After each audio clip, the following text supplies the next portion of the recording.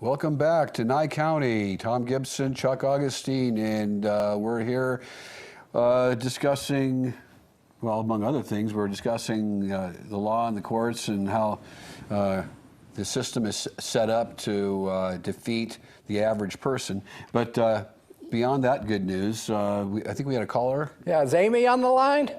I sure am. Hi, Amy. I'm listening. It's really, really tough for me to be still on this topic. And so many recent issues and events in Pahrump have been brought up to the surface that are right in line with what you're talking about and the police state that we are surrounded by. And I could name a lot of the cases, you know, by name, but I won't.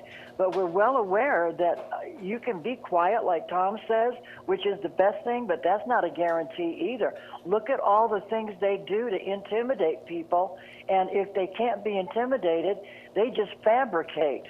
And that's the scary part, is once you become a target, then they can fabricate anything they want. Well, I got one, a real-life example. One of the cases I'm doing, or going to trial on, is a guy purchased an item at a thrift store, and the thing was valued at around $700. He got it for $125, and then he pawned it. And the police, when they were interviewing him, because it turned out to be stolen at the pawn shop, so they traced it back to him, and the cop said, "Did you know it was stolen?" And the guy said, "No, I didn't know it was stolen." And the cop said, "Well, did you think it was too good to be true?" And he bought it for so little. It's like, "Yeah, I thought it was too good to be true." Aha! He admitted it. Yeah, how ridiculous.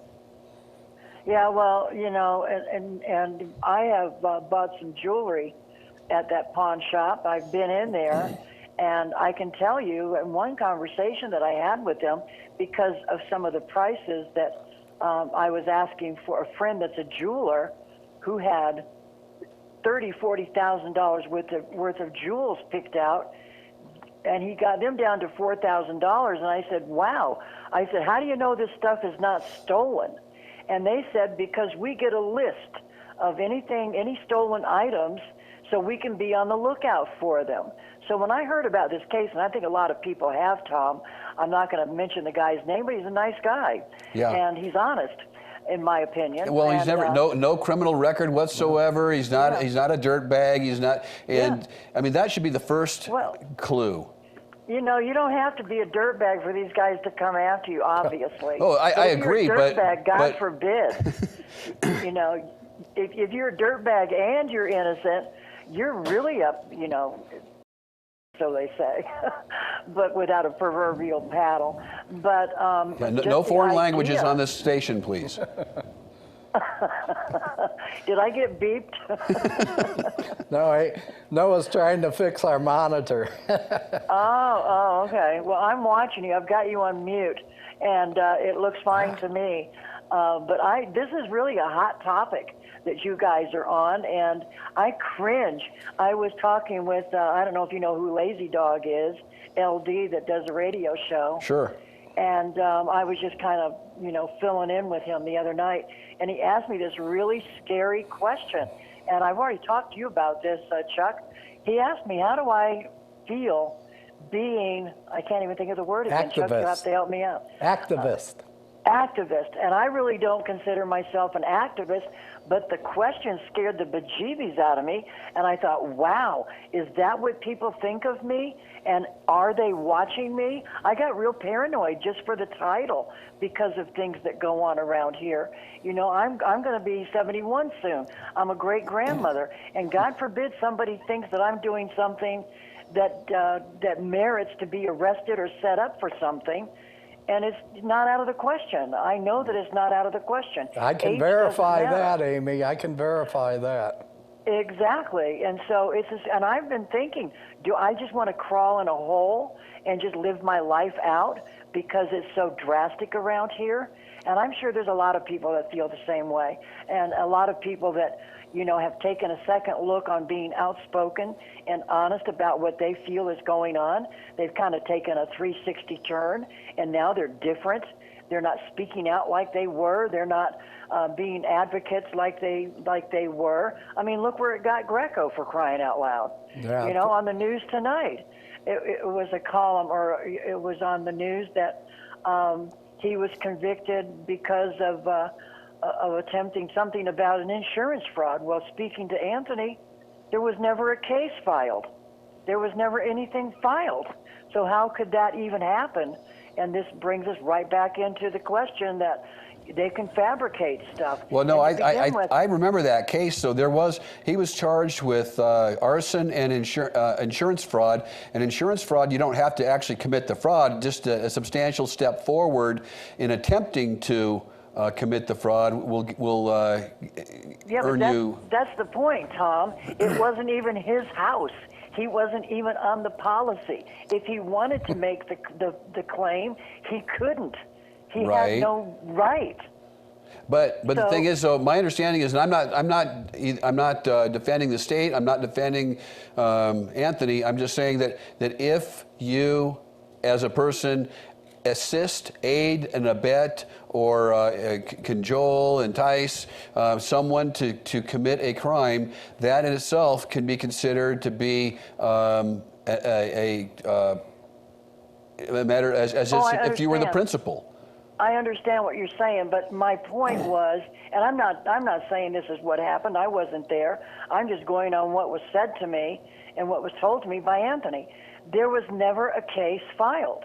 They never filed a claim. I don't think that's true. I mean, I like Anthony and I'm on his side, but I think that's a misstatement or a misunderstanding on someone's part. Well, it could be a misstatement because I certainly didn't misunderstand. I didn't file a claim. Well, he's got a decent lawyer too. Mike Prenti is his lawyer, and Right. Prenti is bright enough to spot that issue if it came up and would have appealed it, and if it were, you know.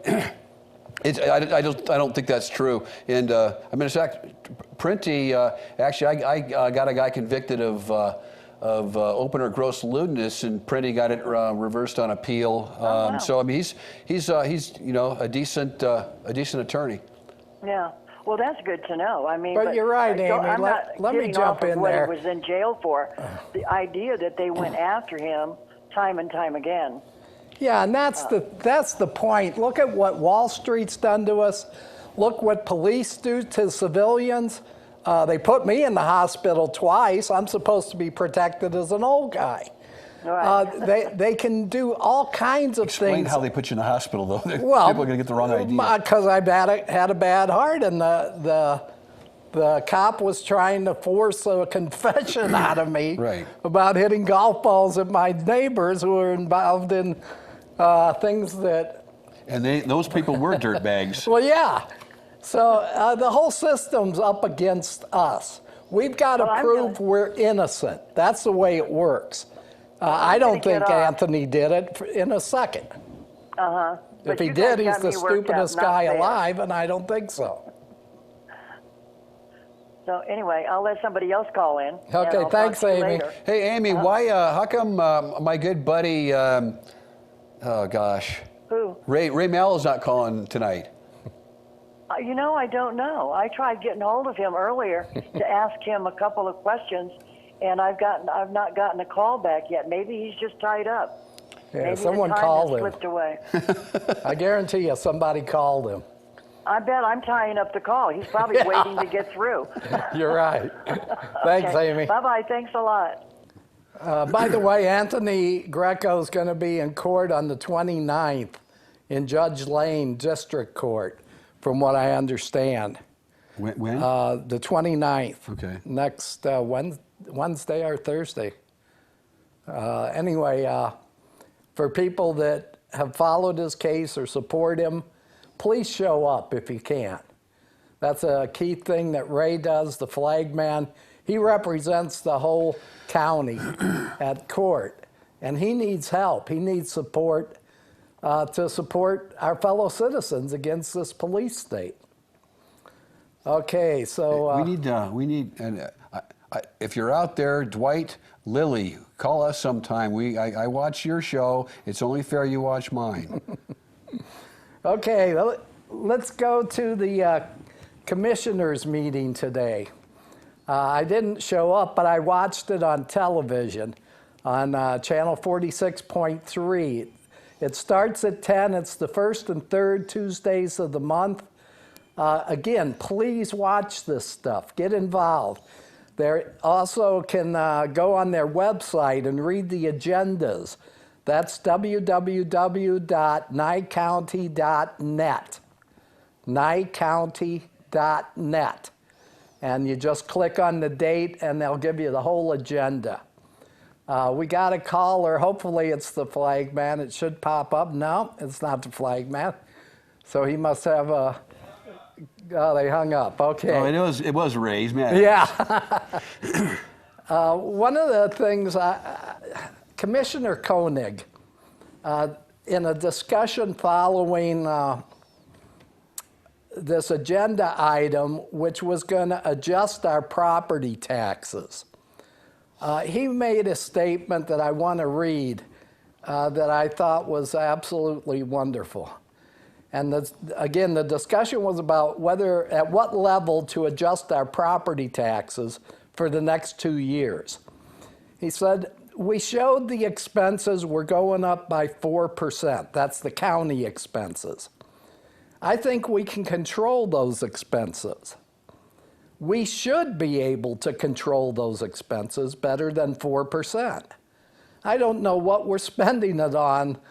That's something I have to look at. But the concept is you cut your expenses, you cut the taxes, and you give the money back to the people so they can go out and spend it and regenerate money by people spending money.